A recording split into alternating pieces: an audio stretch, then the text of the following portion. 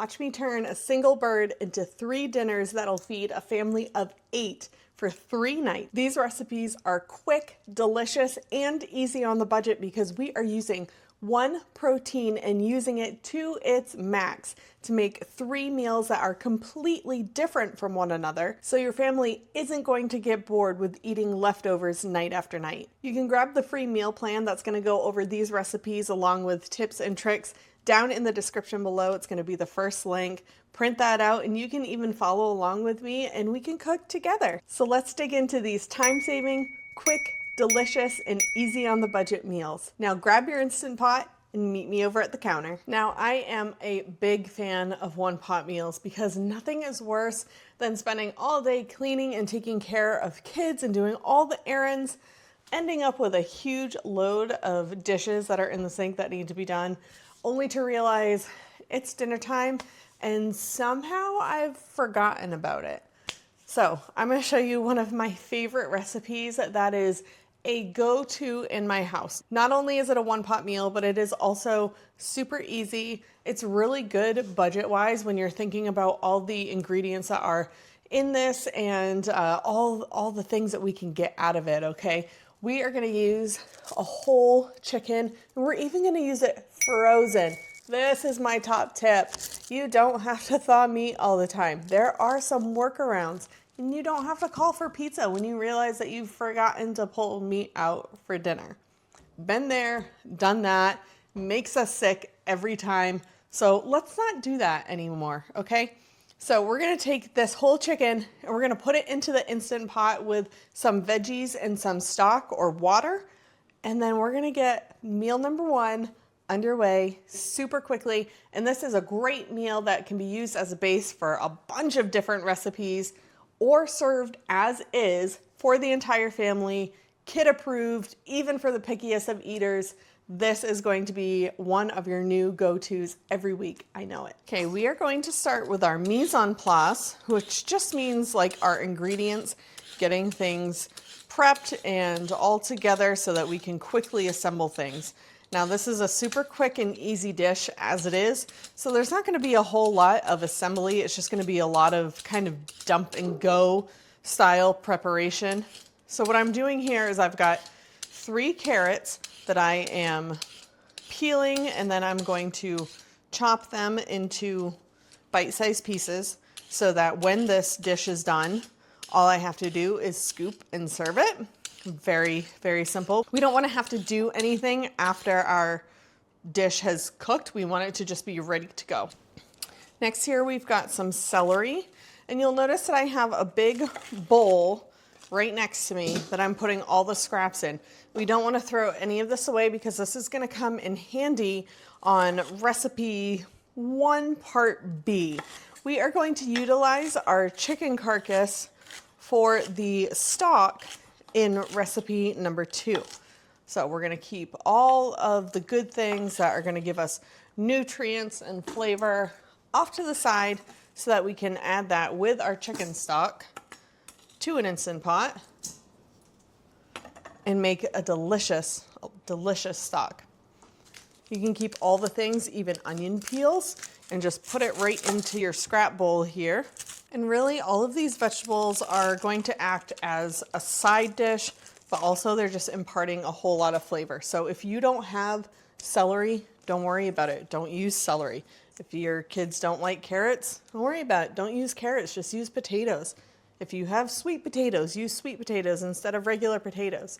It's totally fine to adjust this formula or this recipe to whatever it is that your family needs. The point of it is to be quick, simple, and honestly just delicious at the end, and something that everyone's going to eat, and something that's going to save you sanity. Let's be real. We all need a little bit more of that these days. Okay, we've got 1 whole onion in there. I brought up 2 onions. I'm only going to use 1 in the Instant Pot. If your family really likes onions, go for it. I know that the majority of the vegetables is going to be scooped out and given to my kids. They're not big on onion pieces, so I'm only going to do 1 more for the overall flavor. I love onions. I'll eat them all day long in any which way, but knowing who this is mainly going to serve, I'm gonna hold back on the onions just a little bit. I will, however, go a bit heavy on the potatoes. My family loves potatoes. Potatoes are a really great filler vegetable, a nice healthy starch. We're just gonna add in enough potatoes that I know will feed my family and also will help to get our chicken off the bottom of the Instant Pot. When it comes to cooking in your Instant Pot, no matter if you have a frozen chicken like we do here or if it was thawed, you're still going to need a cup of liquid, and you can use chicken stock, you can use vegetable stock, you can use water, whatever you would like to use for that liquid, but it's going to help keep that chicken, all of these potatoes is going to help keep the chicken out of that liquid as much as possible so that we have a chicken that's kind of all held together for the most part and not just sitting in liquid the whole time. Okay, as you can see, I have everything down in our Instant Pot now, and it looks like a beautiful little bed. So now what we're gonna do is we're gonna put in our liquid and then season our chicken, putting that right on top. I happen to have some leftover chicken stock, so we are just going to pour that right in. That is about a cup. And now we're gonna take our chicken, and this is a 6-pound chicken that we get from my parents. We buy in bulk every year. We buy at least one for each week. That helps me meal planning wise. This year, I think I did twice as many so that we could have 2 per week if need be. And then we also get pigs from my parents as well. So I like to bulk purchase my meats and then plan around that. Then all I have to worry about grocery shopping for the rest of the year really is just all of the veggies, the odds and ends, fruit, things like that. Scoot it right down in there, nice and firm. Okay, now that we've got all the necessary ingredients in here, I'm going to take some salt, pepper, and then you can use whatever seasoning you want. So you could do some Italian herb seasoning. You could put in bundles of herbs, which I actually have. I was going to use this buttery garlic herb seasoning, but I think instead for, using up our leftover sake, I am going to grab these fresh herbs that have seen better days. So this is a great way to use up our herbs. Okay. We're just gonna toss these all in. Those aren't good. Let's see what else we got here. Whole bunch of thyme. Fantastic. We all need more of that. And I'm just tossing it in, just entire bundles right in there. No big deal. Okay? Whole thing right in there. And there we go. We've used up some herbs that have been sitting in the fridge for far too long. All right. We're going to pop this on and lock it. Make sure that your button has been pressed down so that there's no issues here. We can see when it actually locks. Now, really easy, no secret settings or anything. We're just going to come up to pressure cook. We're going to keep it on high. And now we are going to turn it to about 40 minutes because this was a 6-pound bird. It is frozen solid. Okay, so we are going to do 40 minutes here, and we're going to let it naturally release for probably about 10 minutes or so before we check on it with an instant read thermometer. But if you download the freebie that I have in the first link in the description, I will have some tips, tricks, and some shortcuts as far as timing wise for different size poultry. Okay, just hit start. All said and done, this will take about an hour, but as you can see, it was super quick, super easy to prep these items and just to throw it in like as you got them done.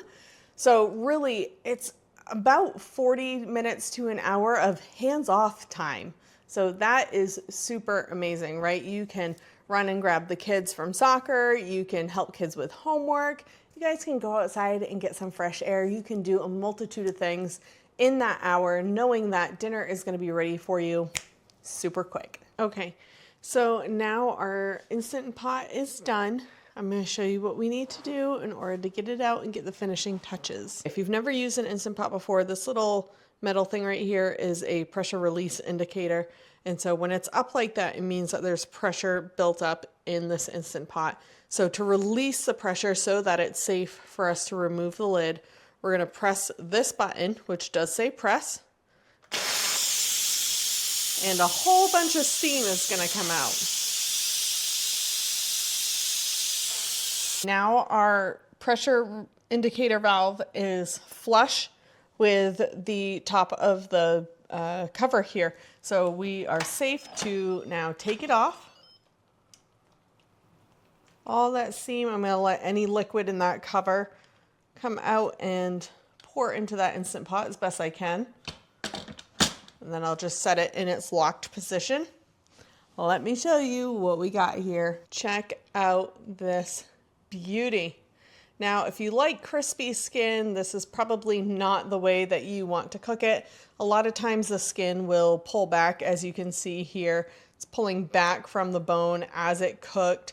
So putting this in the oven right now, you could put a little bit of oil on top and put it under a broiler and try and crisp up that skin a little bit. But this is really more like we want a juicy, moist, yes, I said it, a moist chicken. And of course, you always want to make sure to use an instant read thermometer. Mine here says we're at 178, chicken needs to be at 165. I did put it in the thickest part of the breast back here, and so you can check it in a few places. This is very clearly done. We're all set to plate this up. All right, we are going to carefully take this chicken out of the Instant Pot. Normally, I would serve it right from this Instant Pot, or I would pull it out and put it on a cutting board and serve it from that. But I want you to be able to see all this amazingness.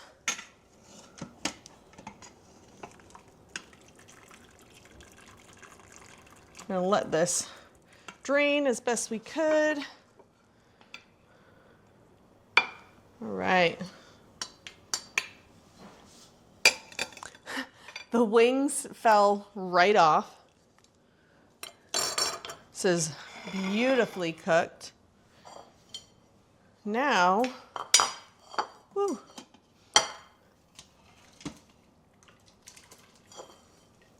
you can serve this as a stew. You can serve it just as chicken with these side items. You can serve it however you would like.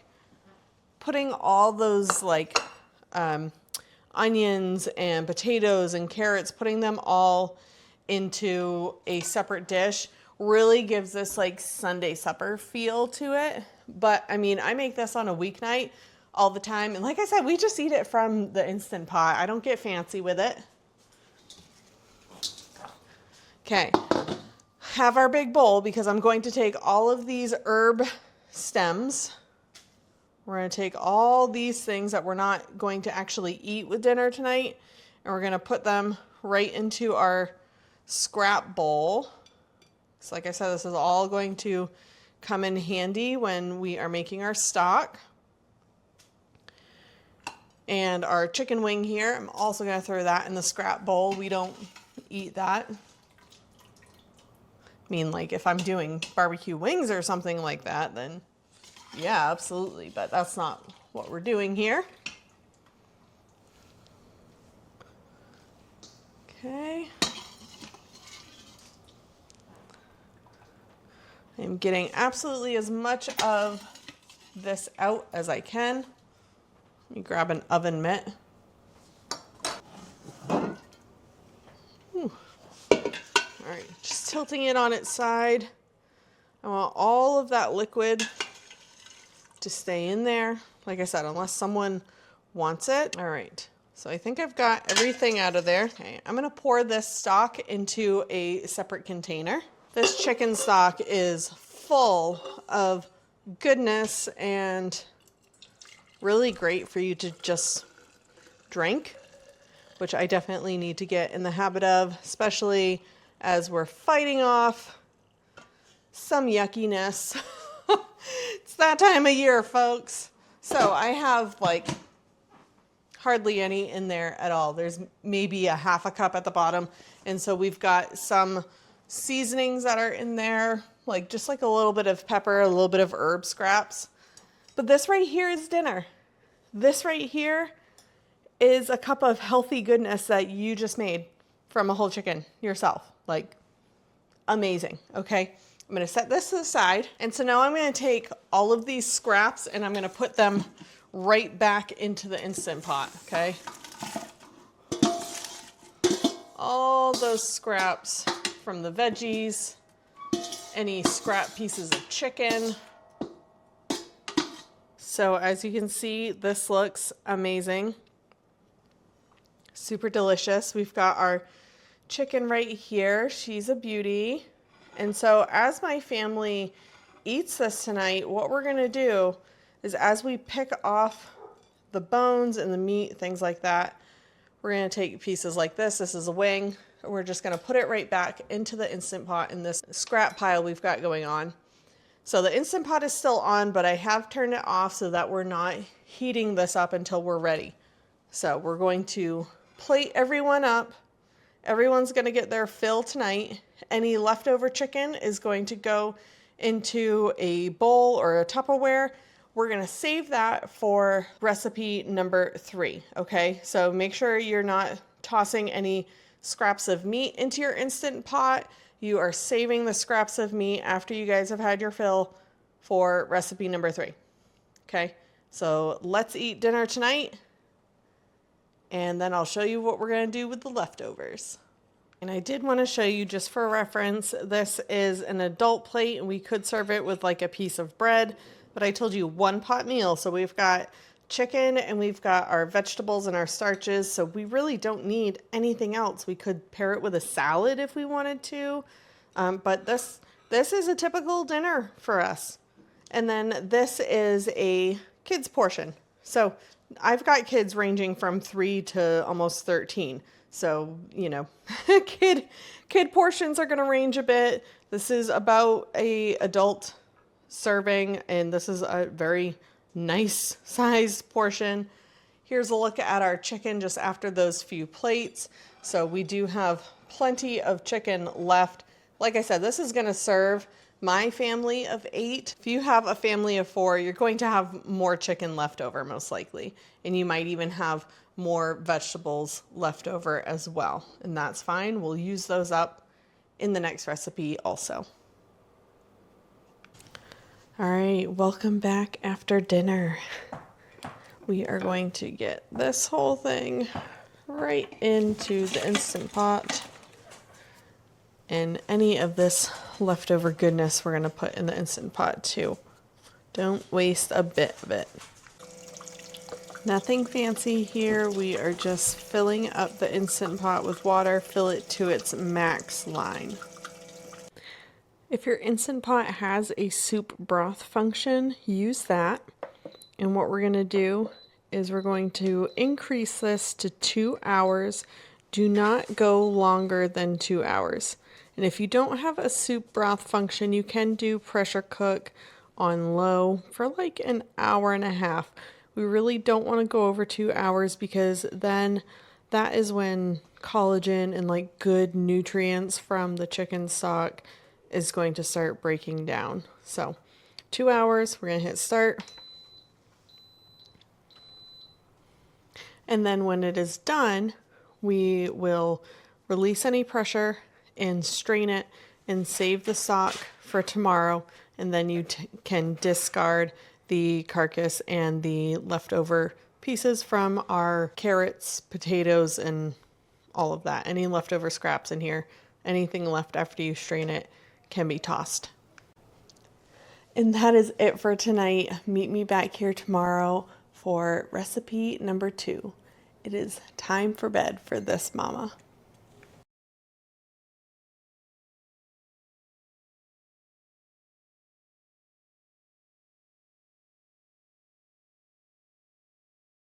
If we get too hung up on that, then we miss the point of what Jesus was trying to make. I personally think that he was asking Peter, do you love me more than life?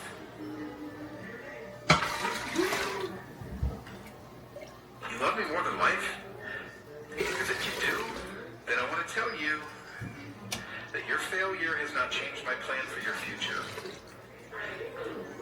And this was the powerful turning point. It's some of the reason why Jesus needed to have a conversation with his good friend, Peter. You love me because if you do, then your failure has not changed my plan for your future. Okay, so it's day 2 here, and it turns out we have to feed these people again.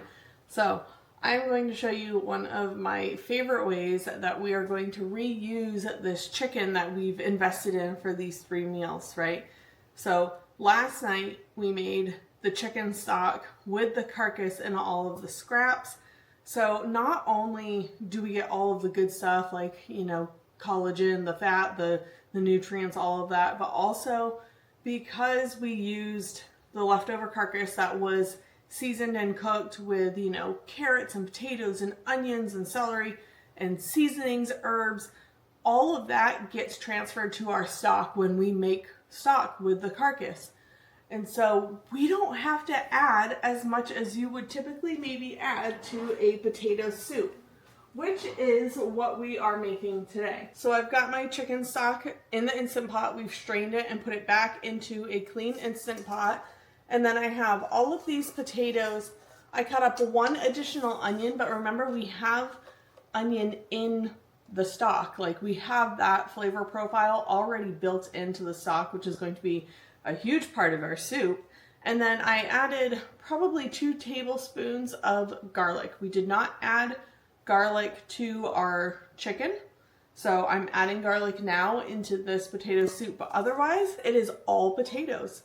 This is a super simple, really delicious meal that takes very minimal ingredients. We're not even going to saute the onion. We're not going to saute the garlic. We're not doing any of that. We are simply taking this whole bowl of goodness and dumping it in to our Instant Pot.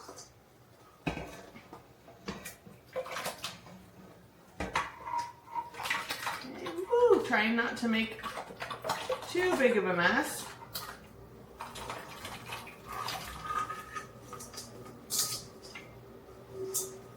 Okay, so I did probably 2 to 3 pounds of potatoes in this Instant Pot. Like I said, just 1 onion. And we are just going to start it. Plug it in, that would make sense. Okay, so all I'm doing here, this won't take long. The stock is already warm because it's been in there for a while. We are going to pressure cook this on low for about 20 minutes, and then we're going to check, see how our potatoes are. We're really just waiting for those potatoes to get nice and tender. And if you have any leftovers from last night, any of the leftover potato, carrot, side dish portion, you can actually add that right into this soup, and it's gonna be delicious. One thing you can do if you like a creamier potato soup is you can take a immersion blender and you can puree a bit of it after it's all done cooking, and that will help to thicken it up without the use of flour, which is pretty typical for a big potato soup. You would, you know, caramelize the onions and garlic, and then you'd add flour and create a bit of a roux with butter and whatnot. We're not doing that. We're keeping this super simple, super minimal ingredients and minimal thought process, right? So you could just blend a bit and that will thicken it up consistency wise. You could also add cream or milk to this. You could add cheese. You can add, of course, all the toppings, which while this cooks, we're gonna take the time to thaw our bacon because it's been in the freezer. And then I'm gonna show you my favorite way to cook bacon so that it's no mess, no fuss, and perfect bacon every time. So while the soup is cooking, we are going to open up our bacon, and I am using the air fryer. You can of course make bacon on the stovetop, in the oven, however it is that you want to cook your bacon, but this is one of my favorite methods. Okay, so we have a pound of bacon that we are going to cook up in this air fryer. This is one of my favorite ways. Minimize the amount of mess, and some of these pieces are still a little bit frozen. That's okay. I am going to kind of shake it and toss around the bacon about halfway through as it cooks. So I'm not too worried about that. Some of these pieces are overlapping. Not a big deal. But we do want to cook the entire pound of bacon. So half of this is going to go on our soup, and the other half is going to be reserved for recipe number 3. I put it on 380 for 8 minutes with a shake reminder. While the bacon is cooking, I'm going to work on recipe number 3, which is our pizza. And so I'm going to show you how to make a really simple, easy pizza dough. And again, this is going to be minimal ingredients and using our leftover options from night number 1 and now from recipe number 2 also. So I'm doubling this batch because I've got a family of 8 and we need 2 pizzas minimum. All right, so I've got a cup of warm water in here, and then I'm going to put in a couple teaspoons of yeast. Okay. We like a very fluffy crust. And then I'm also going to add just a pinch of sugar, maybe about a teaspoon total. You can use real sugar, you can use honey, you can use monk fruit like what I'm using here. It's just because this is what's available to me right now. We're also going to add in a good amount of salt. Ooh, I'm going to check our bacon.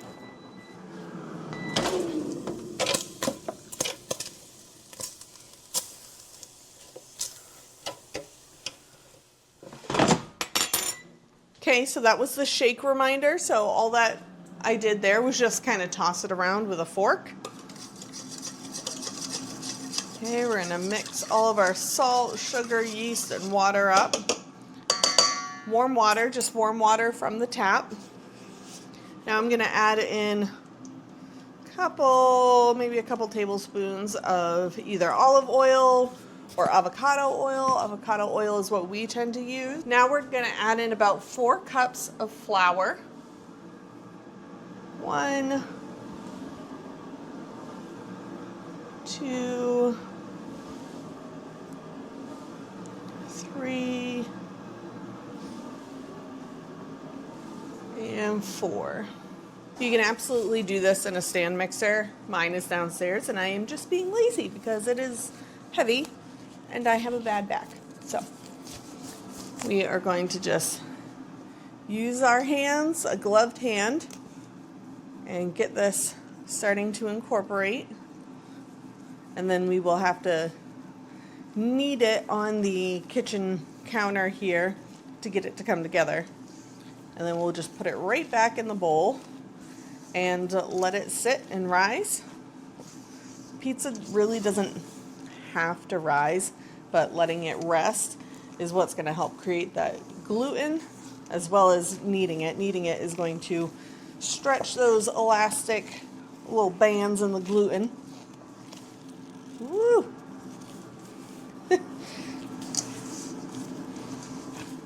But this does not need to sit in the same way that bread does. We're not looking for a sandwich bread out of this recipe, though it's very close to my bread recipe. So I'm just grabbing it and then using my knuckles to push it. This is going to help knead it right in the bowl here and make sure that we get all the ingredients from our bowl. Okay. Now we can transfer it to a lightly floured kitchen counter here. I'm just keeping my nails out of it. We're just going to knead it for a while until the dough becomes soft. If you did this in a stand mixer, definitely would not take as long. Just put the stand mixer on a medium setting and let it go for 5 to 10 minutes until it's nice and soft. We'll check on our bacon here in just a minute. The really hard part of all of this is going to be making sure that my kids don't eat all the bacon before we use it for our recipes. So, pro tip there, make twice as much bacon as you really need. Just go ahead and knead until you can't knead no more. This really could stand to go for a little bit longer, but I'm okay with it. All right, I'm just gonna put it, I'm gonna oil that bowl just a little bit. Use my gloved hand to rub that oil all over the bowl. It's gonna help the dough not to stick as it does a little bit of rising.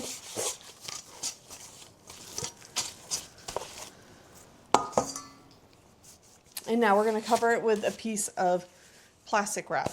And honestly, if you are getting ready to eat lunch and you need this pizza like now, give it like 10 minutes to rest and then go ahead and make your pizza crust. Not a big deal. It is not that fussy. All right, so I'm just covering it with plastic wrap and I'm gonna set this aside until we're ready to make our pizza, which may be lunchtime, maybe in like an hour or so. Our bacon is looking amazing. I know it looks a bit darker. I say real, bacon from a local farm is going to look different than bacon from the store. It's much more delicious, I must say. A lot less salty also. Okay. Look at all that deliciousness. Okay, I'm just gonna put it on this plate.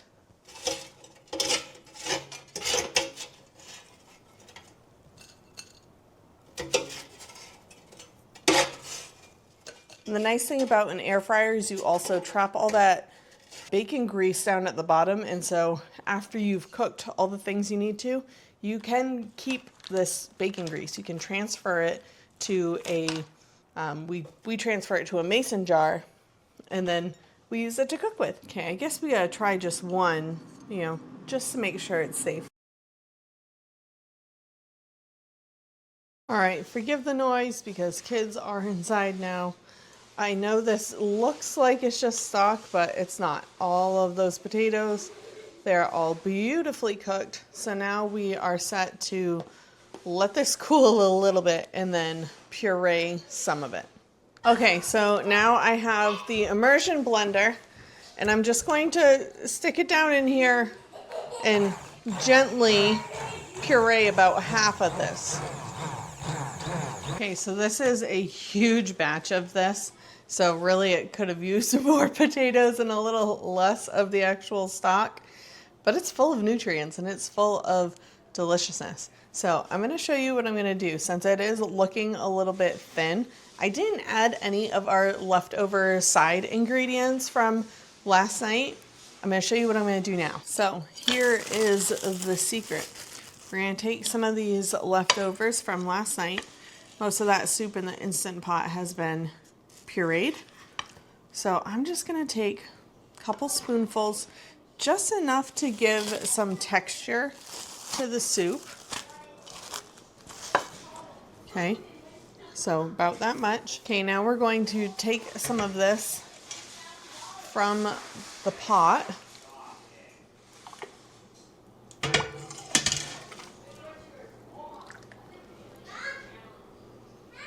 And you could add some chicken stock to, not chicken stock, you could add some cornstarch to this if you just wanted to make it thicker, or if you wanted to add some leftover chicken to this, you could do that as well.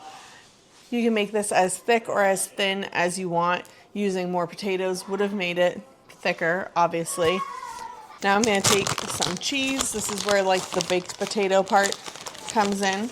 I'm going to take some cheese and just kind of put that right over the top. And again, you could add dairy to this as well. I don't want to add it to the entire soup because I do have someone with allergies in my home. And then we are also going to take some of this bacon and chop it up.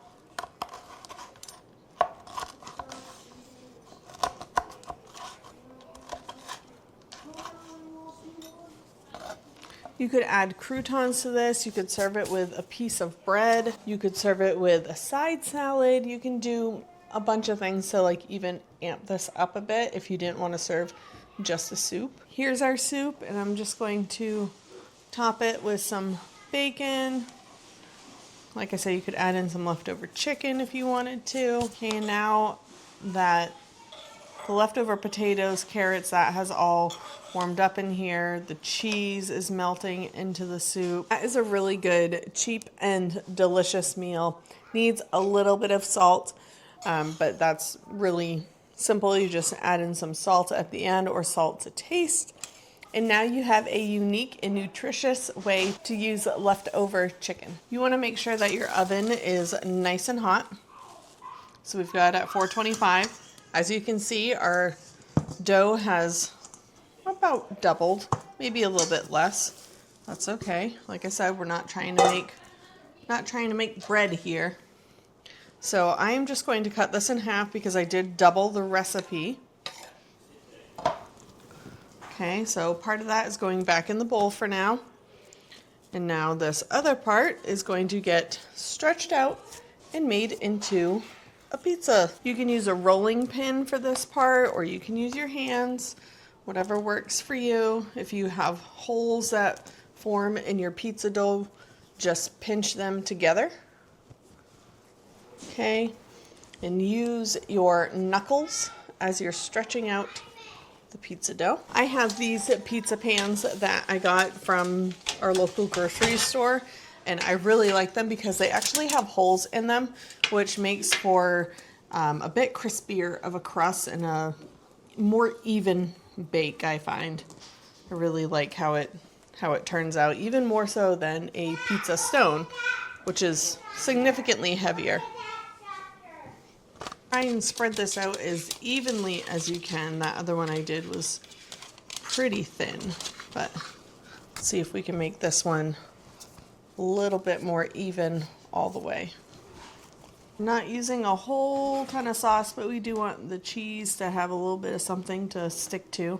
So I've got just a can of tomato sauce here.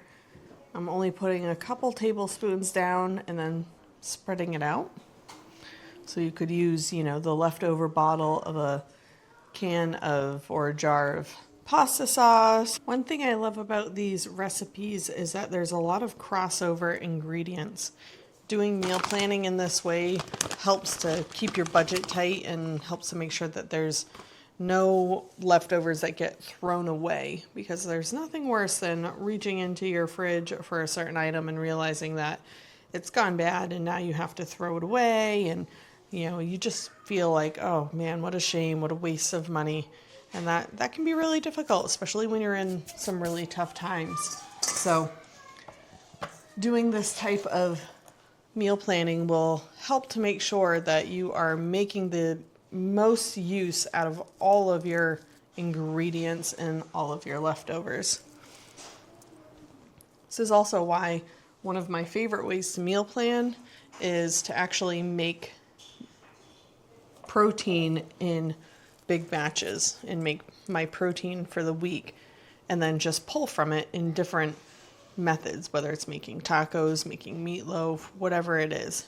One nice thing about doing things like pizza is you really don't need a ton of ingredients. You can use leftover onion. You can use maybe a cup of chicken, a cup of chopped chicken between two pizzas. You don't need a ton. It's really, pizzas are an amazing, wonderful opportunity to use leftover ingredients, whether it's leftover cheese, leftover sauces, leftover proteins, leftover vegetables. You can get really creative. So I've got mozzarella cheese on the bottom as the primary source of cheese for this pizza. But then I've also got some purple onions and some chicken, just for a variety of cheese and flavor. And then we're gonna top this with some barbecue sauce. Here we go. Here's the finished result. Doesn't that look delicious? Barbecue bacon chicken pizza.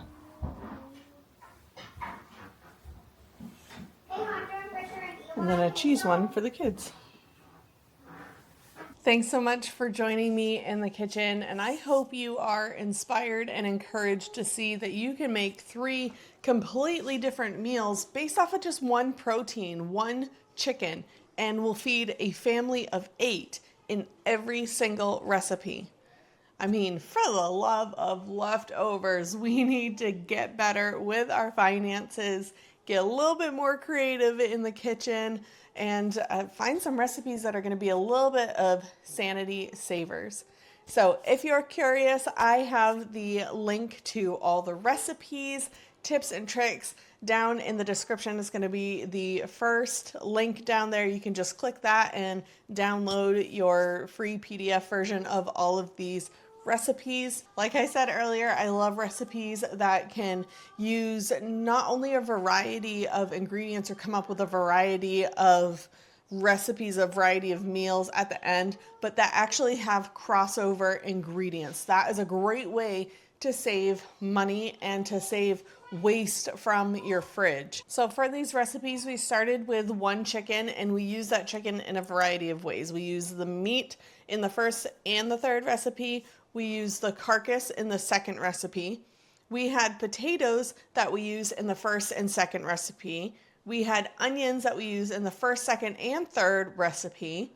We had cheese that we use in the second and the third recipe. So there's a lot of crossover here, which will allow you to buy in bulk and will allow for, like I said, less waste and just requires a little bit more planning.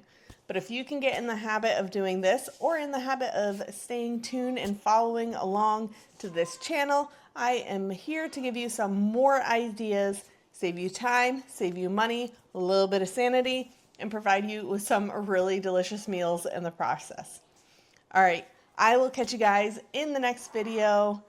Bye for now.